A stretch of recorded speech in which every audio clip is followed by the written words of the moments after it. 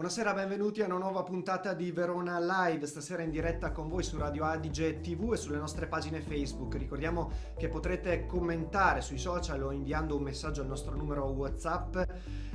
Oggi parliamo di piste da sci, giusto riaprire gli impianti durante le prossime festività natalizie. Questo è il quesito che ci poniamo nella puntata di oggi. Nel frattempo le regioni del Veneto, Piemonte, Valle d'Aosta, Lombardia, Friuli Venezia Giulia e le province autonome di Bolzano e Trento hanno presentato al governo una proposta di mediazione per evitare un completo tracollo del settore turistico invernale, che prevede in sintesi la possibilità di aprire gli impianti di risalita in occasione delle prossime festività natalizie per gli ospiti degli alberghi e delle seconde case. Sentiremo i contributi stasera dell'assessore regionale al turismo Federico Caner, del presidente di ANEF Veneto Renzo Minella e del responsabile di pneumologia dell'ospedale Sacro Cuore di Negrar Carlo Pomari. In collegamento con noi avremo Luigi Giovanni Berschi, assessore e vicepresidente soprattutto della regione Valle d'Aosta. Ma iniziamo con il bollettino quotidiano legato all'emergenza Covid e do la parola al mio collega Alessandro Bonfante.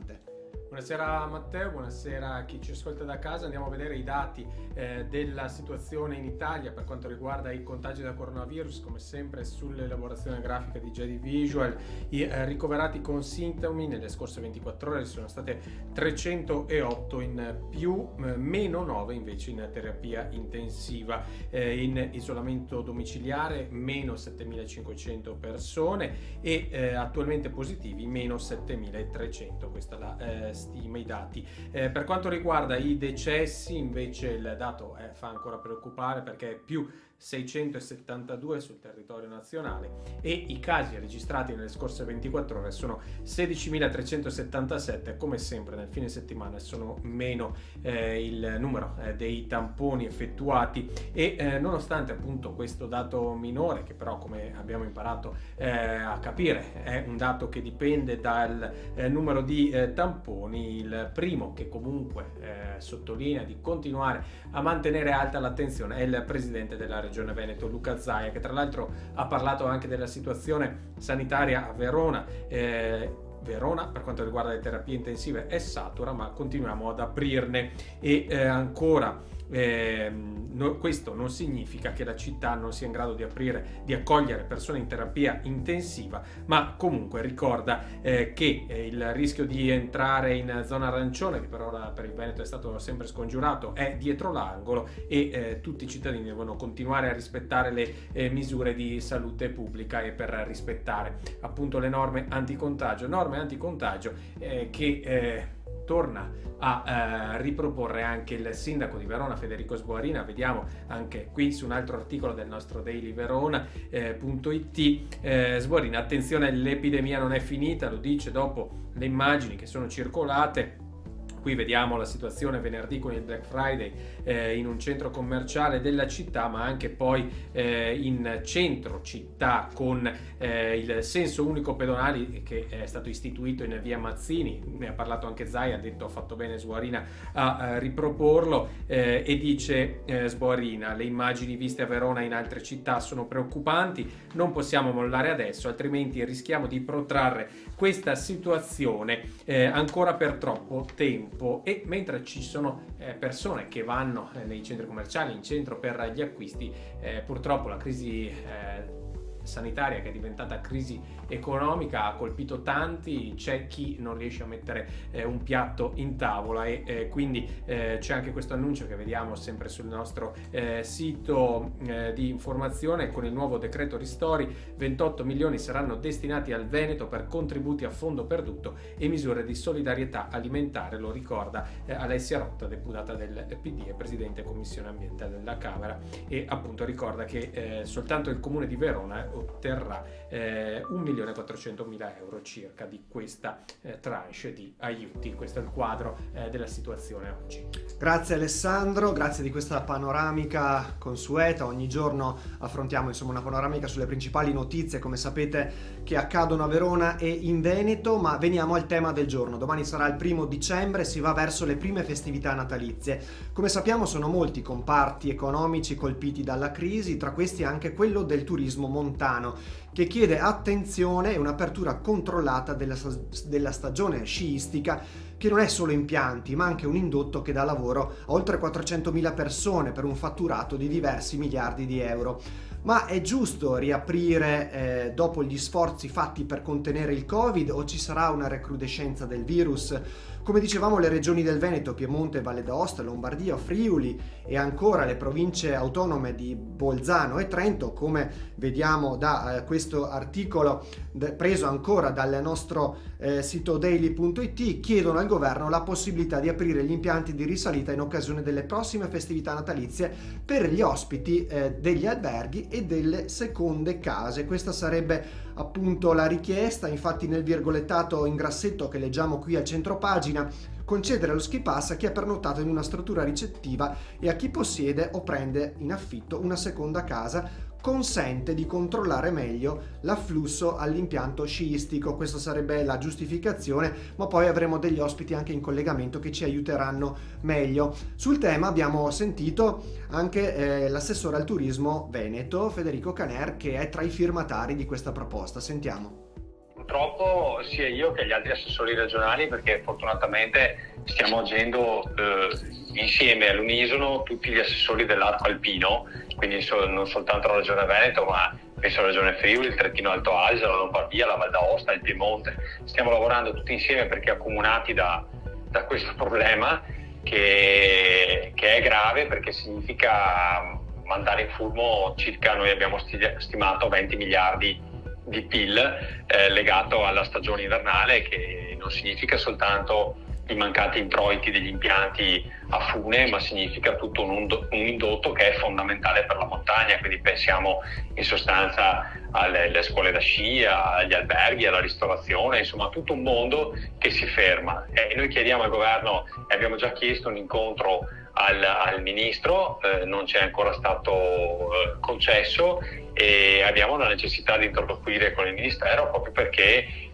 dobbiamo far presente questa necessità. Noi chiediamo di riaprire, di farlo in sicurezza. Abbiamo predisposto anche tutte le regioni insieme, facendo un lavoro anche immane, cospicuo, importante, mettendo assieme le sanità regionali con, diciamo, la parte turistica nostra di ogni singola regione, cioè i tecnici delle sanità più quelli del Dipartimento Turismo si sono messi insieme, hanno prodotto un protocollo importante per poter accedere agli impianti a fune in sicurezza, e noi pensiamo che così si possa fare. Ecco, questa in sostanza è la nostra richiesta. Purtroppo ad oggi non abbiamo avuto risposte, se non le enunciazioni che ci preoccupano fatte dal Premier in TV, dove si dice che probabilmente gli impianti non aprono, che quest'inverno che questo Natale viene raccomandato di passarlo in casa. Insomma, ovviamente informazioni che ci preoccupano molto per la nostra montagna, perché significa, certo, ripeto, azzerare una vera e propria economia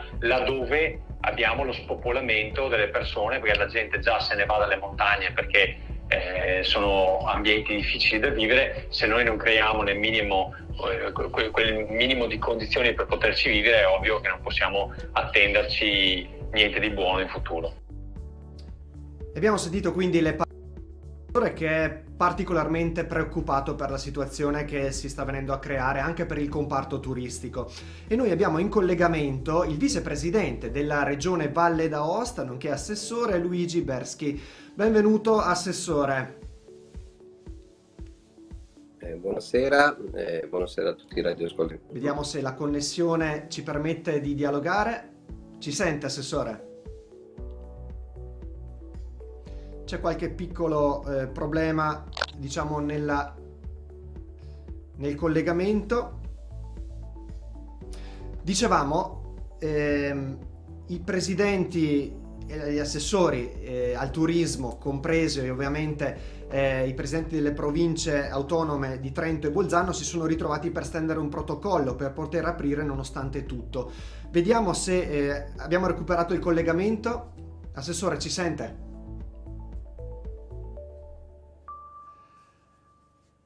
Allora, abbiamo qualche problema di audio. Vediamo se il microfono è acceso.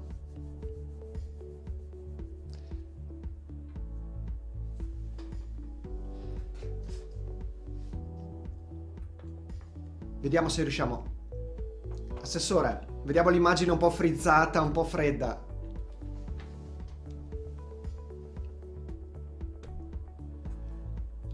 Ok, vediamo, chiedo dalla regia se si riesce a stabilire un po' il contatto. Probabilmente è una connessione di rete. Mi sentite? Adesso sì, finalmente. Buonasera, scusate, ma Nessun problema, nessun problema. Dicevamo, avete firmato tra assessori regionali e presidenti di regioni autonome questa proposta da proporre al governo. Vi è venuto spontaneo fare un appello corale? beh, lavoriamo ormai da più di un mese insieme su più fronti e con tutti gli assessori dell'Arco Alpino. Direi ormai il lavoro si sta svolgendo in maniera molto determinata anche insieme ad altri assessori, sia assessore dell'Abruzzo, per far capire che bisogna avere un atteggiamento serio nei confronti dell'economia della montagna, dello sci, superare quell'atteggiamento che c'è stato, un po' di superficialità nel pensare che lo sci sia semplicemente svago. E dietro lo sci ci sono tanti posti di lavoro, c'è un'economia di alcuni territori come il nostro che è importante, direi quasi fondamentale, soprattutto durante la stagione invernale. Per questo abbiamo lavorato anche negli ultimi giorni per cercare di utilizzare il buon senso che dobbiamo avere tutti quanti per evitare di veder così sfumare un'occasione importante di costruire un momento di ripartenza per tutte le nostre regioni e per le popolazioni che le abitano. Quindi questa proposta che è nata ieri, una proposta da iniziare, ma che serve per dire possiamo iniziare in maniera graduale, di meglio i protocolli, anche di organizzare al meglio l'attività sui comprensori. Tra l'altro, Assessore, guardiamo alcuni articoli presi dalla rassegna nazionale. Qui siamo sulla Stampa di Aosta. La Valle d'Aosta sta scrivendo una controordinanza per permettere le prime riaperture. Questo è un articolo proprio di ieri sera alle ore 19:11. Da Roma ancora nessuna comunicazione. Ad Aosta si prepara la battaglia contro la decisione di tenere la regione alpina unica zona rossa del nord-ovest. E poi anche il governatore appunto scrive: a Speranza, riclassificateci, avete sbagliato i calcoli, in caso contrario, dice la Vevaz, saremo costretti a difendere il proprio statuto. L'Istituto Superiore di Sanità, in regione bassa probabilità di diffusione del virus. Insomma, vi sentite un po' penalizzati, Assessore, da questo atteggiamento, da questa chiusura? Ricordiamo che insieme alla Lombardia e all'Alto Adige siete stati proprio tra i primi ad essere regione rossa e lo siete ancora, purtroppo. Noi siamo stati i primi a essere regione rossa e quando siamo stati inseriti nella zona rossa era più che giustificato, avevamo dati sanitari estremamente critici ed era corretto quel tipo di inserimento a fronte di un lavoro importante che abbiamo fatto, che la popolazione valdostana ha fatto, che i cittadini valdostani hanno fatto per uscire da questa situazione. Oggi non è più così, anzi in questi giorni noi abbiamo dati che ci inseriscono tranquillamente nella zona gialla. Ovviamente vanno confermati per i prossimi 14 giorni. Quello che abbiamo detto al governo negli ultimi 2 giorni è che lo riteniamo corretta su base scientifica e dati che abbiamo a disposizione, l'ISA in zona rossa per un'ulteriore settimana e quindi non abbiamo voglia di far passare altro tempo, nessuna contrapposizione col governo, ma solamente la voglia di dare alla nostra popolazione le risposte che merita. Quindi abbiamo implementato l'ordinanza che ci permette di cominciare a riaprire alcuni negozi e nei prossimi giorni vedremo quale sarà la risposta a proposito. Grazie Assessore, rimanga ancora lì con noi, vediamo se riusciamo tra poco a stabilire un secondo contatto. Nel frattempo stia lì perché a breve la richiameremo. E a proposito di linee guida regionali, abbiamo chiesto sempre all'assessore Caner se sono sostenibili per gli operatori del settore o se servirà anche l'aiuto dello Stato in questo settore, in questo tema. Sentiamo. Che ci voglia sostegno da parte dello Stato, questo è indubbio, così come è avvenuto per altre filiere, penso alla ristorazione o i bar, altre situazioni, penso che ci debba essere ovviamente anche per la filiera turistica invernale, e quindi non solo per gli impianti a fune ma anche per tutto il resto.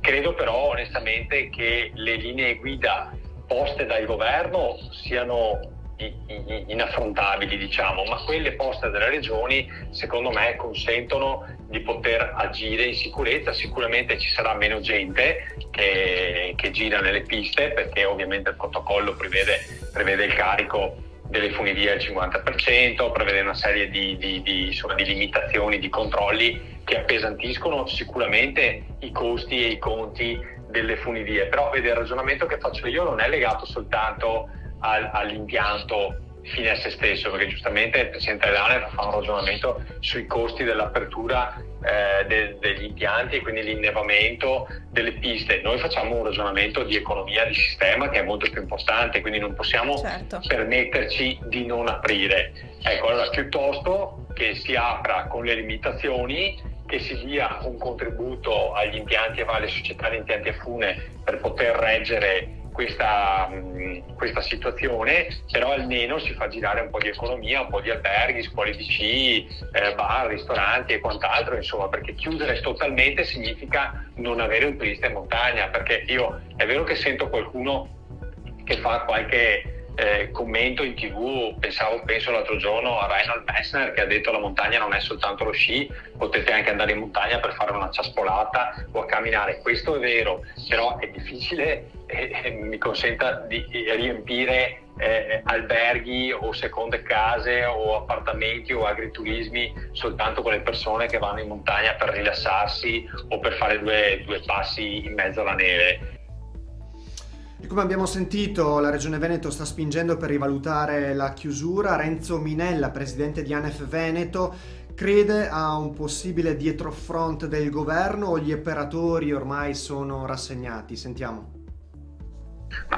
Noi leggiamo i giornali in questo momento perché non abbiamo avuto un'interlocuzione diretta col governo, neanche come ANEF nazionale, da un po' che lo chiediamo, perché è nostra intenzione far presente e informare chi noi rappresentiamo, cioè il mondo degli impiantisti. Lo sci non è, come spesso uso dire, uno sport per ricchi, ma è un'industria dietro la quale vivono famiglie che lavorano e vivono in montagna soprattutto, quindi che presidiano le nostre montagne e quindi sappiamo benissimo l'importanza anche contro lo spopolamento e quant'altro. Quindi abbiamo visto da dati certi che il turismo invernale pesa sul PIL nazionale un 1%, circa 20 miliardi, quindi non stiamo parlando di noccioline, non è limitato solo al nostro 1,2 miliardi che recuperiamo come impiantisti che produciamo nel territorio nazionale, ma è ben altro il peso del nostro settore. Quindi sicuramente adesso però dobbiamo fare i conti anche con i grandi costi che le nostre società si trovano ad investire per far partire la stagione, e normalmente questi grandi costi vengono assorbiti da dei fatturati significativi. È chiaro che adesso se dovessimo partire oggi con tutte queste limitazioni dovremo comunque immaginare dei ristori significativi da parte del governo, perché altrimenti i nostri investimenti non verrebbero assolutamente recuperati dai fatturati. E torniamo in Valle d'Aosta, torniamo in collegamento con il vicepresidente della regione. Bersky, come diceva prima Caner, insomma, non si riempiono le montagne solo con le persone che cercano il relax, che si muovono per fare 2 passi in montagna. Quanto vale il turismo invernale, in particolare lo sci, ovviamente, in Valle d'Aosta? Due ragionamenti. Il primo è dall'inizio di questa vicenda che si cerca di mettere in contrapposizione lo sci con il resto della possibilità di divertimento, dell'economia con la sanità. Cioè lo sci è complementare allo sviluppo economico di una regione di montagna come la nostra, non è in contrapposizione con nulla, ha la sua dignità, non può essere sostituito semplicemente dicendosi ci si adatta con qualcosa d'altro, oppure con appunto le ciaspole piuttosto che lo sci alpinismo. Benissimo, sono sport che hanno la loro dignità e che noi finanziamo, sosteniamo, valorizziamo come lo sci di fondo. Lo sci di discesa ha la sua importanza, perché solo da noi facciamo durante la stagione invernale 80 milioni di euro di fatturato, 30 milioni di presenze, un indotto di 400-500 milioni per sottostimavolo, 1000 posti di lavoro negli impianti a fune, tutti gli altri posti di lavoro negli esercizi turistici, nelle attività ricettive e commerciali. Quindi sono numeri che altre attività non possono portare, e a noi siamo a difendere questo tipo di economia, lavorando già a uno sviluppo futuro. Ma oggi le persone per vivere in montagna hanno bisogno degli impianti a fune, hanno bisogno di questi posti di lavoro, hanno bisogno di questo tipo di ricettività. Si è sentito in Veneto chiaramente il mancato introito dall'eventuale chiusura, dall'eventuale permanenza della chiusura degli impianti. Non immaginiamo appunto in una regione come la Valle d'Aosta, chiaramente, che del turismo invernale sciistico vive, e sono tantissimi tra l'altro i veneti che vengono da voi per sciare. Siete preoccupati nel caso in cui appunto il governo non ci sentisse in merito alla vostra richiesta? Insomma, è una perdita importante, no? Dicevamo. Beh, una perdita, sarebbe una perdita gravissima, economica e di immagine, perché poi quando la gente si disabitua di partecipare come in questo caso, a un'attività sportiva piuttosto che frequentare alcuni luoghi, non è detto che poi ci ritorni. Non sarebbe comprensibile, perché nessuno di noi vuole sfore attività di apertura in presenza di dati sanitari pericolosi, ma oggi stiamo tutti lavorando per creare le condizioni perché gli aspetti sanitari siano prioritari e prevalenti. Ci stupiamo che un governo che pone così tanta attenzione per l'attività sportiva invernale sullo sci di discesa non pone altrettanta attenzione per tutto quello che si vede tutti i giorni in TV e in qualsiasi posto. Ecco, negli scorsi giorni tutti abbiamo visto grossi persone in occasione, per esempio, della commemorazione più che dovuta, per carità, ma di Maradona, piuttosto che dell'apertura di un centro commerciale a Roma, dove credo che sono state molte di più le persone di quelle che sono state contestate in fila a Cervinia per meno di 3/4 d'ora. Grazie Assessore, torneremo da lei fra 5 minuti per l'ultimo collegamento. Le chiediamo di pazientare ancora un po' e di rimanere in linea. Grazie. E quanto pesa l'apertura, la mancata apertura a Natale, e quanti saranno i danni, in particolare nella nostra regione? Sentiamo sempre Minella degli esercenti del settore delle funivie. Sentiamo. Beh, il Natale pesa sui bilanci delle nostre società dal 30 al 40%. Normalmente quando si arriva al giorno dell'Epifania, se il Natale è andato bene, è uso dire che metà del lavoro e dello sforzo e comunque anche degli incassi è stato portato a casa. Quindi sicuramente il Natale pesa in modo molto molto importante sui bilanci.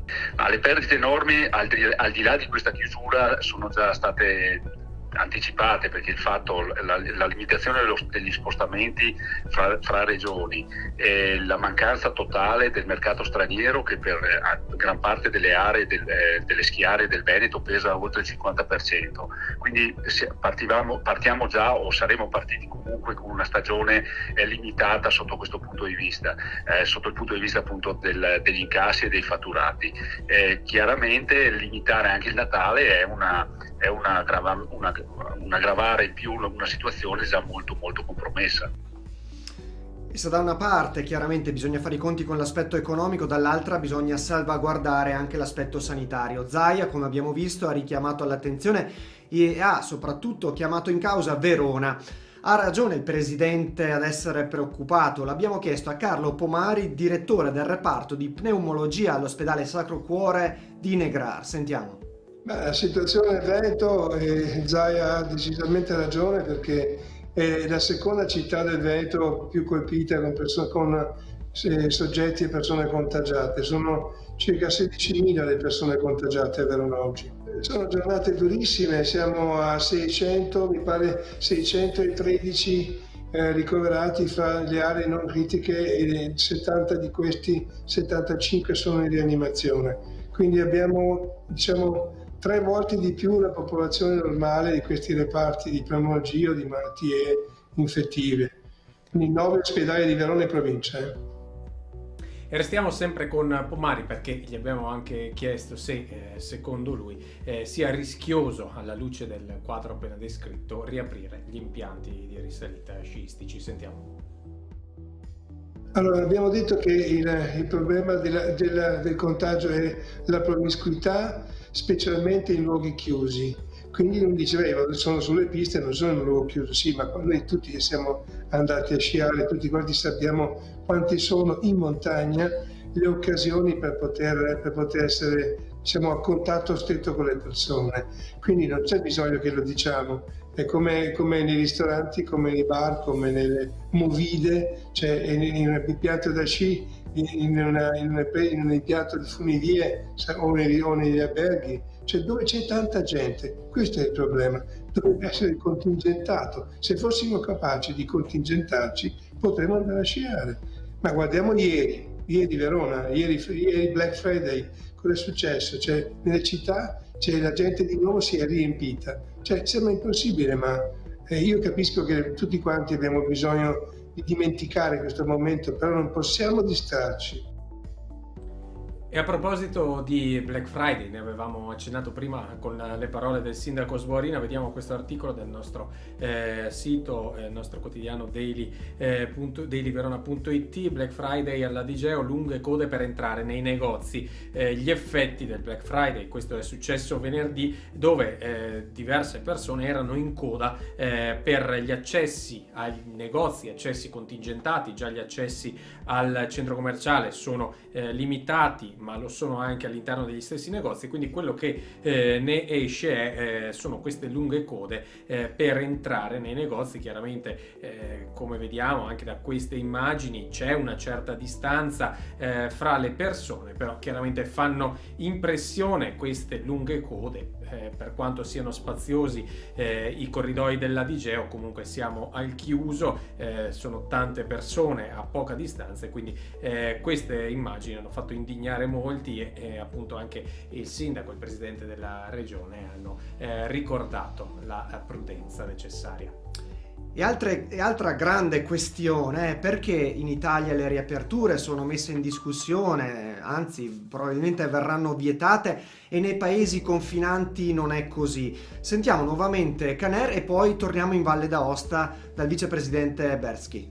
La prima cosa, il governo deve agire a livello europeo per dire che non è possibile in Unione Europea, visto che ci definiamo un'Unione Europea e quindi con certe regole anche comuni, pensare che la pandemia sia soltanto in alcune aree. La pandemia ormai è globalizzata, anzi altri paesi soffrono più dell'Italia, perché guardi che l'Austria è presa peggio dell'Italia, o comunque la Francia, la Svizzera, la Germania stessa. Di conseguenza non è pensabile che si possa aprire in quei paesi e che in Italia si tenga chiuso. Capisco che è una presa di posizione dei governi locali, cioè dei governi nazionali, però è anche vero che secondo me il Premier Conte deve a livello europeo pretendere una linea comune, quindi o si apre tutti o si chiude tutti. Nel caso non riesca a fare questo, che sarebbe già grave perché significa non contare a livello europeo, noi non possiamo permetterci che la gente vada a sciare in Austria o in Slovenia, e poi Slovenia tra l'altro dove non c'è nemmeno l'uso delle mascherine. Ecco, allora quantomeno che si dica a chi ha intenzione di andare a sciare all'estero che quando torna si fa la quarantena in Italia, perché altrimenti noi rischiamo anche dal punto di vista sanitario di riavere un contagio con tutti i sacrifici che noi stiamo portando avanti, dico noi popolazione, ma penso anche agli infermieri, ai medici, a tutto il personale ospedaliero che sta veramente tirando la cinghia a livello di lavoro, e ci sta costando anche, perché tutta questa operazione sanitaria ci sta costando come regione. lei mi permetterà che è assurdo pensare che qualcuno poi si va a lasciare in Slovenia o in Austria e poi magari torni a casa col Covid ad infettare altre persone, quantomeno che queste persone vengano messe in quarantena nel momento in cui ritornano, anche se, ripeto, la mia prima opzione è assoluta, è quella di dire regole comuni, quindi o si apre tutti o si chiude tutti. E la Valle d'Aosta avrebbe un'idea, ma adesso lo sentiamo dal vicepresidente della regione, per preservare, per tutelare anche i propri cittadini. Si legge sulla Repubblica di Torino di ieri: Val d'Aosta, per chi viene a sciare da noi, obbligo di tampone 72 ore prima. L'ipotesi allo studio dall'unità di crisi per la riapertura delle piste. Test anche al personale degli impianti. Torniamo quindi dall'assessore Bersky. Ha sentito Caner, assessore, o tutti o nessuno, insomma, perché l'Italia deve tenere chiusi gli impianti e poi magari andiamo in Austria, andiamo in Slovenia, andiamo in Svizzera, anche se non fa parte dell'Unione Europea, o insomma, poi voi siete tra l'altro confinanti con la Francia, uno stato che ha pagato tanto anche in termini di Covid. Che idea si è fatto su questo equilibrio geopolitico europeo, e poi anche se vuole rilasciare un commento sulla notizia che abbiamo letto, quindi eventualmente chiedere un tampone preventivo per l'ingresso?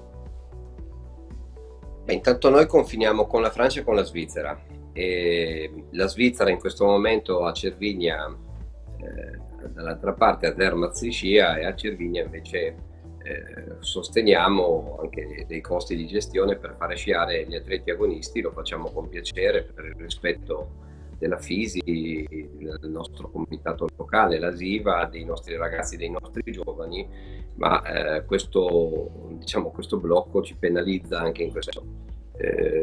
Condivido le parole di Canera, assolutamente. Noi dobbiamo, se ci dovesse essere una chiusura, dobbiamo pretendere che l'Europa si faccia sentire per una volta in maniera chiara e precisa. Si chiude tutti, e si invita anche la Svizzera a chiudere, se così deve essere, oppure si apre tutti con le regole che sono state stabilite.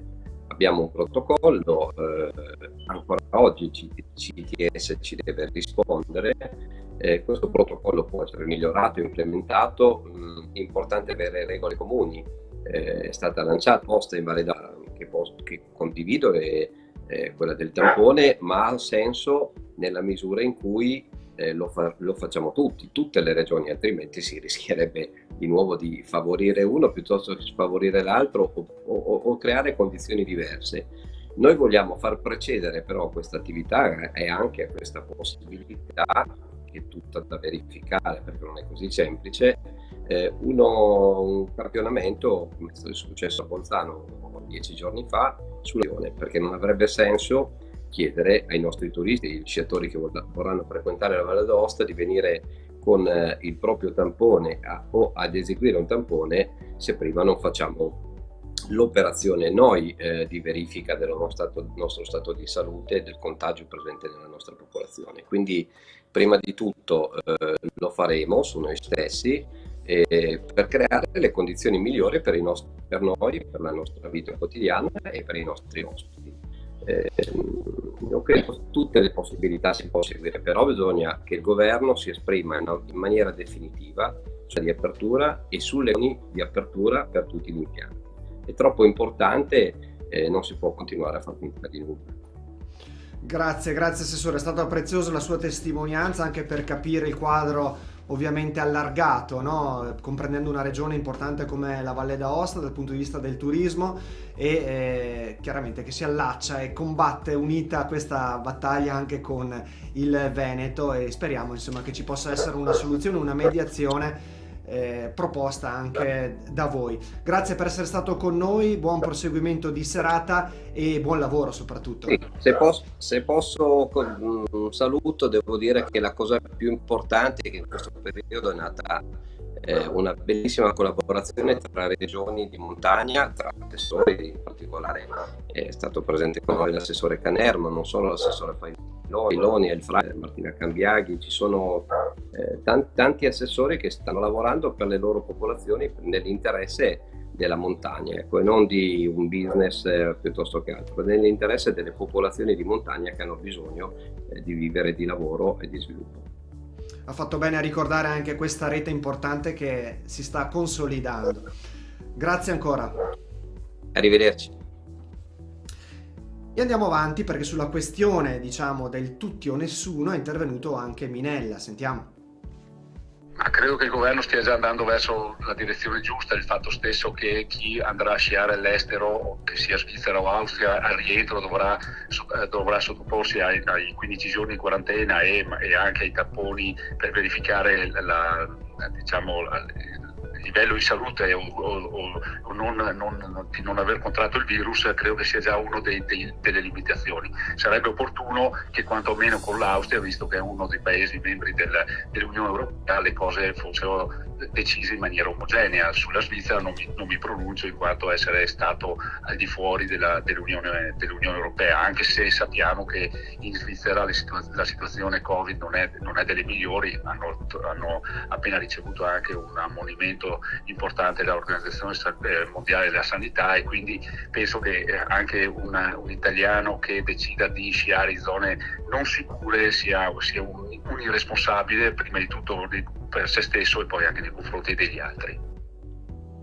E a prescindere dall'apertura o meno degli impianti, come evolverà la situazione sanitaria, anche viste le ultime notizie sui buoni risultati dei vaccini? Sentiamo ancora il dottor Pomari. Allora, non siamo ancora in pieno vaccino, giusto? Quindi non ce l'abbiamo ancora. Quindi non possiamo fare un credito nei confronti del virus e dice, beh, adesso possiamo mollare un po' perché tanto arriverà il vaccino. Lo ha dimostrato marzo, lo ha dimostrato settembre, cioè abbiamo bisogno di un'ulteriore dimostrazione per capire che se molliamo il virus ci riprende, e non solo ci riprende ma ci supera.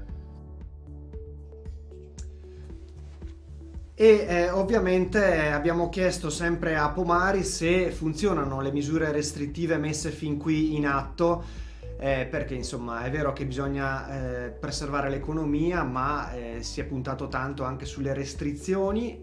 L'ultimo DPCM, in particolare nelle regioni come abbiamo visto Valle d'Aosta e Lombardia, addirittura con il colore rosso anche nell'Alto Adige, in Veneto giallo chiaramente, però i dati sembrano andare nella direzione del governo. Sentiamo Pomari. Guardi, adesso basta vedere i dati di oggi, no? Di queste giornate qua. Comincia ad esserci un debole segnale di ripresa, cioè della riduzione dell'infettività, della contagiosità del virus. Perché?